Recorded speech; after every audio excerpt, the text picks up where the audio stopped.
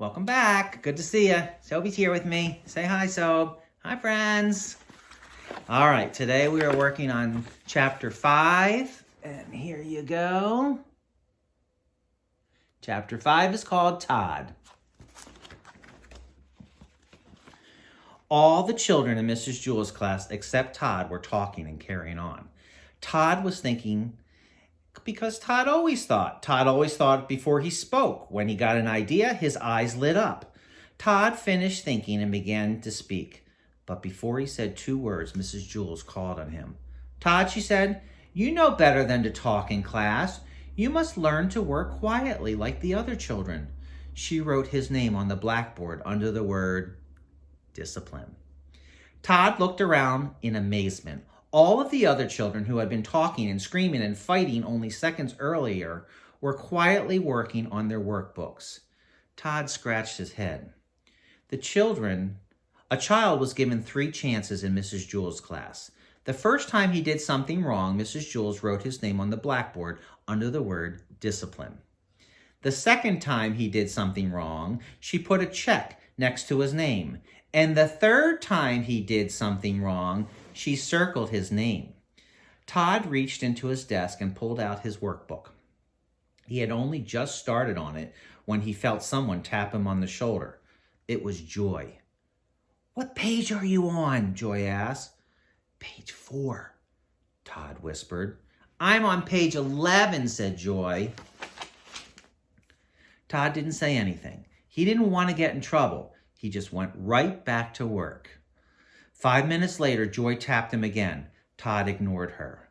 So Joy poked him in the back with her pencil. Todd pretended he didn't notice. Joy got up from her seat and sharpened her pencil. She came back and poked it into Todd's back. What page are you on? She asked. Page 5, Todd answered. Boy, are you dumb, said Joy.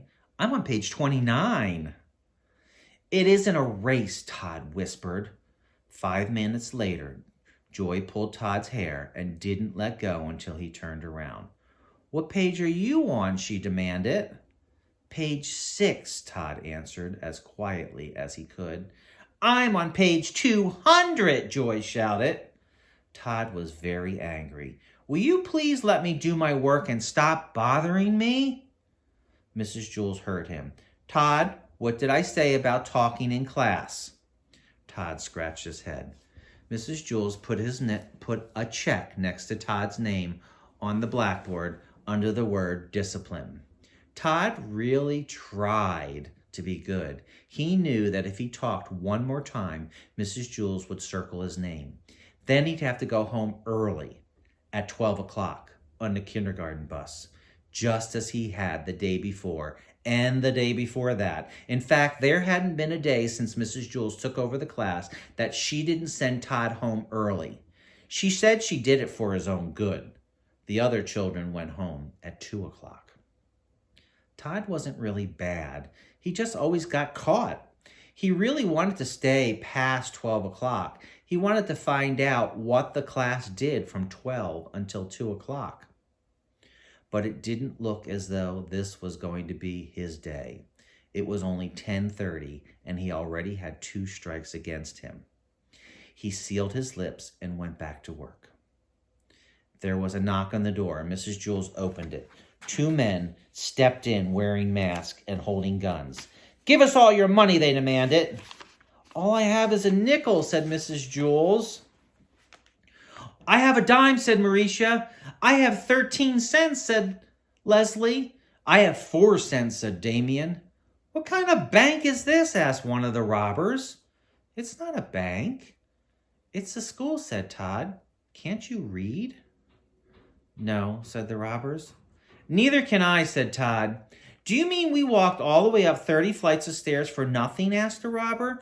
Don't you have anything valuable? Todd's eyes lit up. We sure do, he said. We have knowledge. He grabbed Joy's workbook and gave it to the robbers.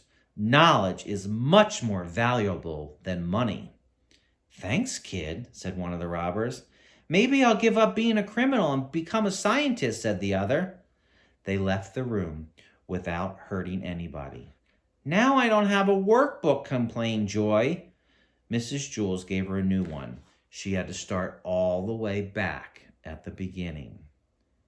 Hey, Joy, what page are you on? Asked Todd. Page 1, Joy sighed. I'm on page 8, laughed Todd triumphantly. Mrs. Jules heard him. She circled his name.